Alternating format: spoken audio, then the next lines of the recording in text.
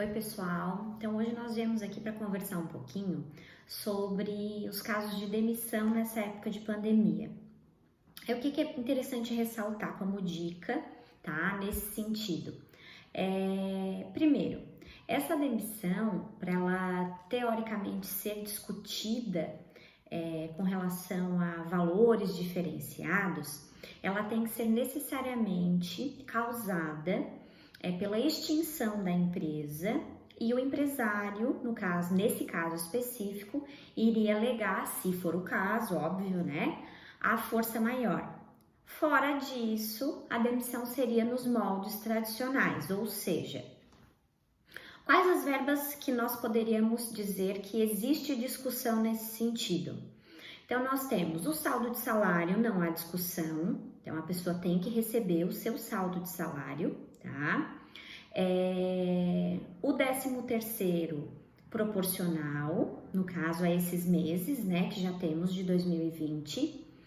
As férias, tanto proporcionais quanto as férias vencidas, se for o caso, mais o terço constitucional. Então, necessariamente, essas verbas, elas não são discutidas, tá? O que necessariamente pode haver discussão?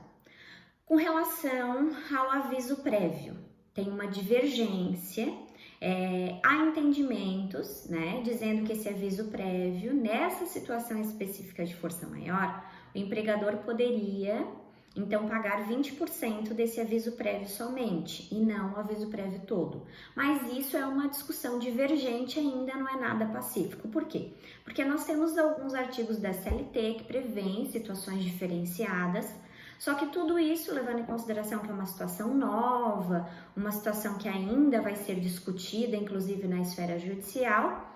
Então, é uma situação que ainda nós temos que, cabe verificação, né? Que ainda nós temos que discutir judicialmente. A outra verba que também, nesse caso, tá sendo discutida e os trabalhadores, de forma geral, já estão tendo problemas junto à Caixa Econômica Federal, seria o quê? Se for, então, esse caso de força maior, a demissão, o empregador poderia fazer o pagamento de 20% somente da multa do FGTS. Então, essa multa do FGTS, sendo recolhida em 20% com alegação de força maior, tem uma portaria, uma circular, interna da Caixa Econômica, circular 620 de 2013, em que a Caixa Econômica está se valendo, então, disso, para, em alguns casos, negar, algumas agências, né, fazer a negativa do saque desse FGTS, em virtude da força maior. O que é descabido, levando em consideração que nós estamos em um momento de instabilidade social, que a população precisa desse dinheiro, tá? Então, eu imagino que você deva, se estiver passando por essa situação, procurar o advogado de sua confiança para fazer, sim, essa discussão judicialmente. Tanto a discussão da força maior, se ela é cabida, realmente, né, se ela foi adotada de forma correta, quanto essa posição da Caixa Econômica Federal em não fazer a liberação do saque do FGTS, se for o caso, tá? Então, aqui, esse pagamento dessas verbas rescisórias, eles serão devidas conforme, né, previsto em lei. A MP 927 trazia em algumas situações diferenciadas, só que nada arcado pelo governo. A MP 936 já traz várias situações em que o governo está se solicitando, né, através de incentivos para os empresários, inclusive para que esse emprego não seja perdido, para que ele persista. Então, vários caminhos estão sendo verificados nessa situação. E, mediante toda essa instabilidade econômica que a pandemia vai gerar, eu imagino que, inclusive, vai haver mais regramentos conversando um pouquinho sobre essa situação, tá? É importante mencionar também que o seguro-desemprego, ele foi verificado, então, pela 936 e, a princípio, é possível haver a liberação também do seguro-desemprego.